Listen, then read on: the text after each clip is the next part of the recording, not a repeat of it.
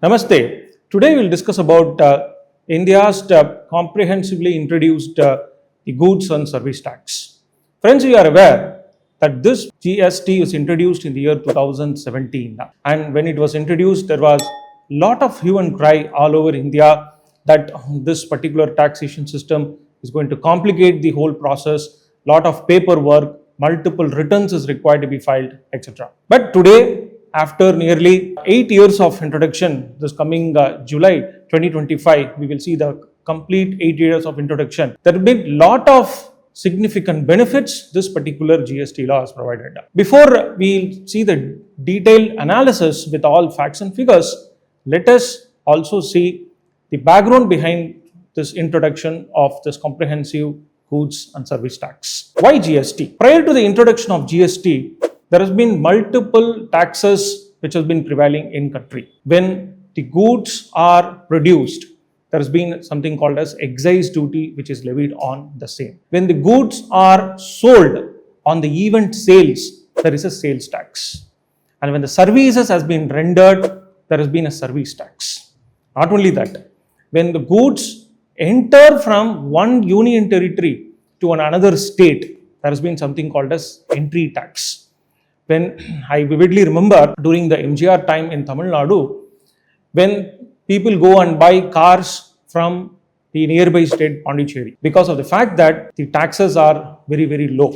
To neutralize the tax rate, and as a tax war between one state to another state, where we could find that any people who go and buy car in Pondicherry, but if they wanted to use the car in the state of Tamil Nadu, they introduced something called as the entry tax. So there has been a tax war between one state to another state, and this has been a situation not just only in the Pondicherry in Tamil Nadu, it is also a case in all the northeastern states wherever there is a union territory nearby, including, for example, Goa versus Belgaum and other nearby states as well. Now, there has been nearly 17 different taxes which got subsumed within this one single taxes called as the GST, goods and service tax, where the tax even both on goods and services got submerged, and then going to be there is only one single levy today. Prior to that, if I am a trader and I am going to do my sale, I pay VAT on that, and thereafter, prior to that in the sense I'm saying before 2017,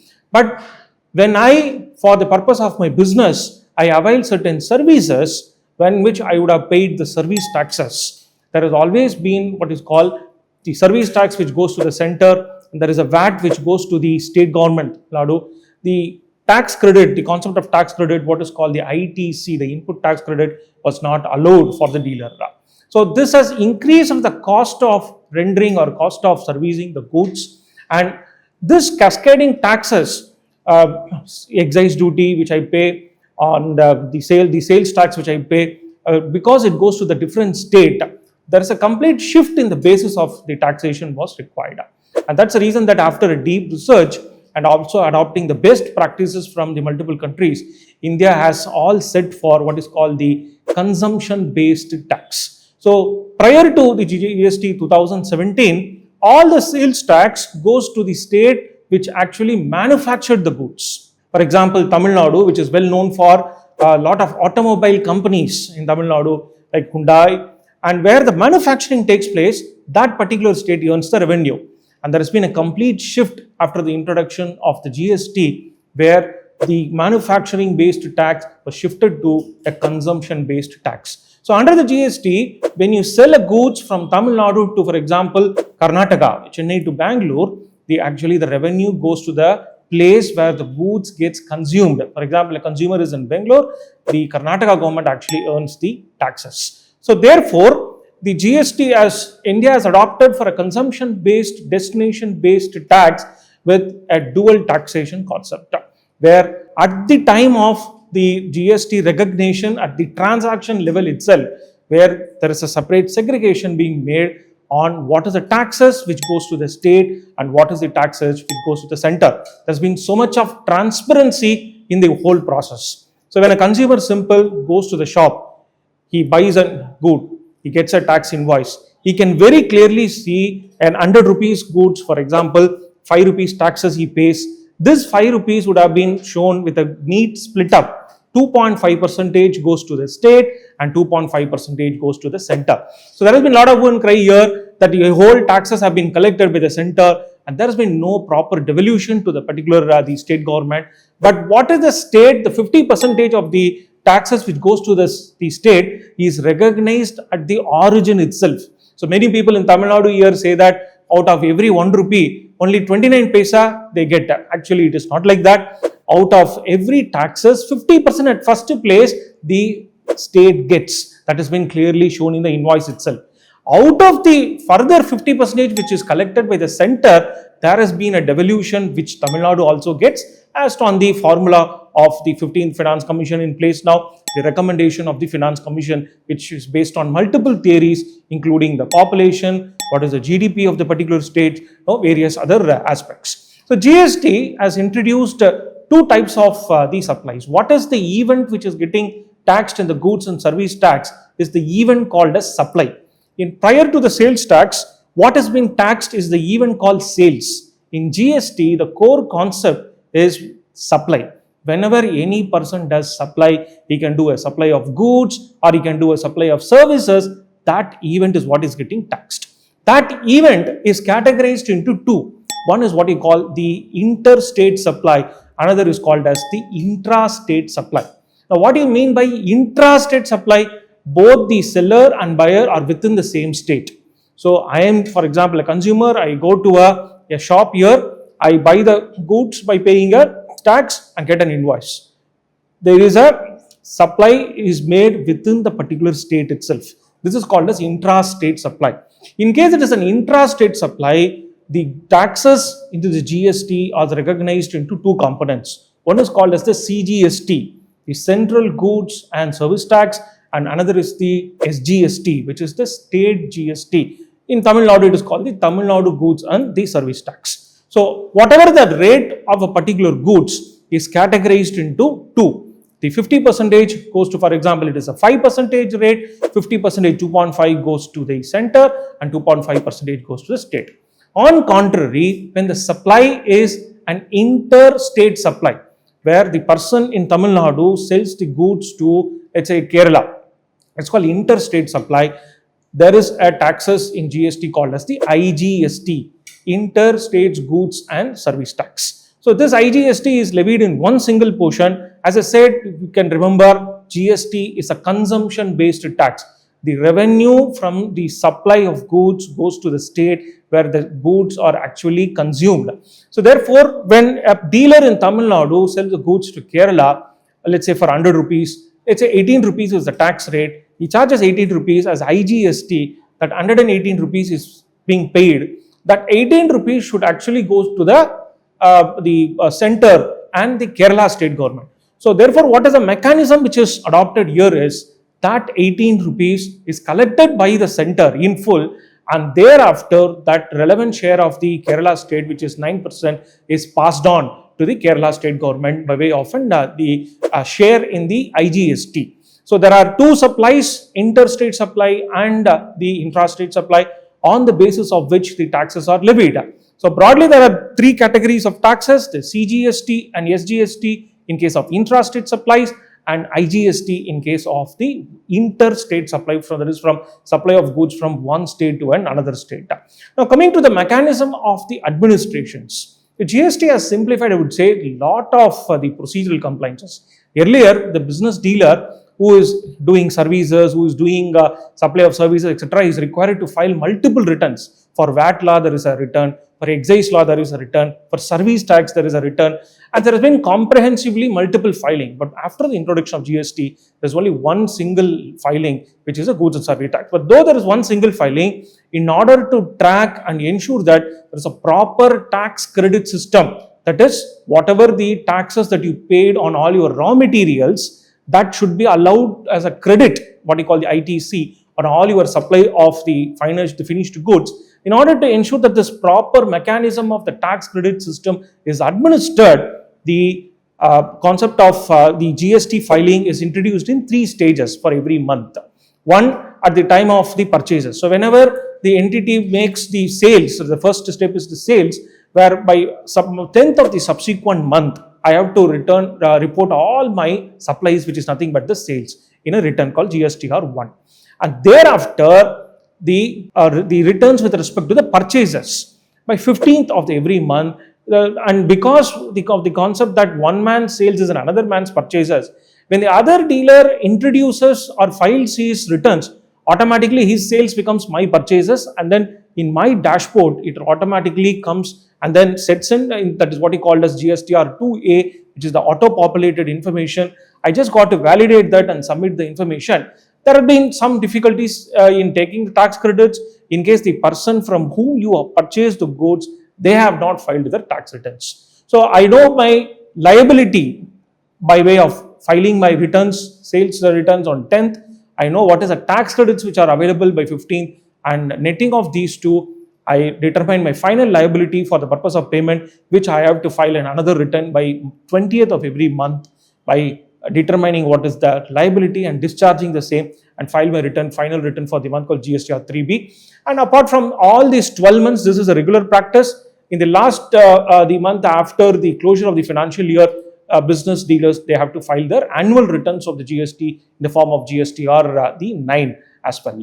Now, there are a lot of the advantages which has accrued by way of the introduction of the GST for the business dealers. Of course, one is by way of the simplifying the number of returns that you are required to file every month, and there is no separate compliance required under the entertainment tax. There is no separate under the luxury tax. All these taxes are got subsumed within the GST. That's number one.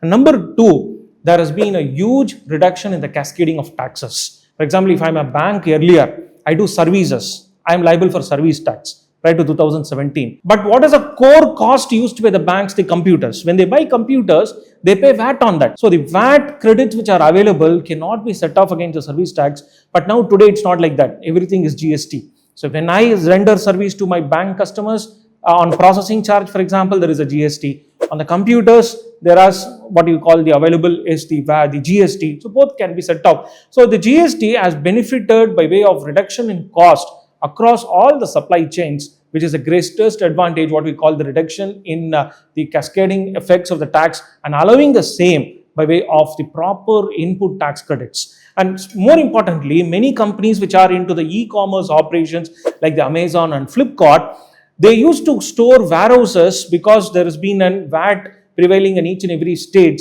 and the interstate supplies are being regulated by a law called as the CST, the Central the Sales Tax. By elimination of these taxes and one single tax is being introduced, there is a requirement of even having a warehouse has been completely eliminated, and an elimination of these warehouses has significantly reduced the cost of operations for these e-commerce operators, and also companies like Vivek's, which are into durable commodity selling companies, which used to sell for the purpose of attracting the customers in the other state. They used to transfer goods earlier from Tamil Nadu to, let's say, Kerala by way of a warehouse. Today it's simple IGST and they will be able to take credit, and these warehouses have been completely eliminated, which has resulted in a huge cost saving for these companies. And let us look at also the other advantages which has accrued as a nation as a whole. One nation, one tax, this introduction of the GST is completely increased the tax basis for the country. When at the time of introduction of the GST in the year 2017, we could see nearly some 50 to 60 lakh number of assessees were there, transitioned from the multiple state legislations, VAT and excise, etc. into the GST. Today, we could see 3 to 4 times manifold increase, which carries nearly a tax base of 1.8 crores to 2 crores of assessees on the GSTN portal. And all the complete, the database of all the invoices, the financial transactions have been a complete backbone in one single technology database the government has introduced called as the GSTN, the Goods and Service Tax Network, which is considered to be a backbone of the GST economy as such. All the financial transactions, the multiple invoices are logged in, and the number of data which has been accumulated in the GSTN, there's going to be a terrific amount of the data mining and then big data analysis that will be made, which reports in due course will come to find out what is the effective cost per data, etc. Every goods which has been classified under the GST is neatly been classified by a very unique code which is assigned to each and every goods called as an HSN code, which is a nomenclature, and also for all the services there has been a service accounting code, SAC, for every nature of service like accounting services, audit services. For each and every services there has also been a service accounting code for each and every services as well. So certainly with the massive technology backup to the GST introduction, namely the GSTN in place, there has been a terrific the transparency and also the process determination as well. Now this increase in the tax base that we are talking about has not only contributed to the increase in the GST collection, it has also resulted in the increase in the direct taxes filing as well. Because prior to the introduction of the GST, the number of people who have in the year 2017, the number of people who have filed the income tax returns were only 3 lakhs. And today we could find that the number of people who filed the tax returns, income tax returns, have also increased very 3 to 4 times, a manifold increase. So the introduction of the GST has not only increased the tax base of the GST or the indirect tax collections, but it also increased the tax base as a whole for the direct taxes as well. So certainly it has contributed to the increase in the GDP of the country as a whole and increase in the state GDP as well.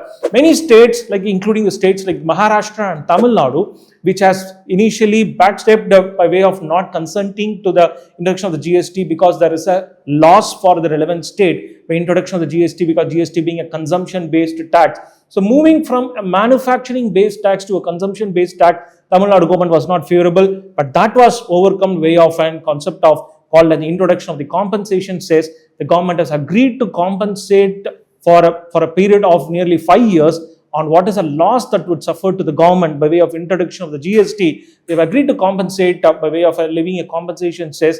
That compensation less, which is levied only on certain luxury goods today, like motor cars and other the luxury items, diamonds, where these compensation cess are completely being pooled and used only to compensate the losses that would suffer to the government as a result of introduction of the GST. But today we could find that including like states in Tamil Nadu has far excelled in the collection of the taxes GST.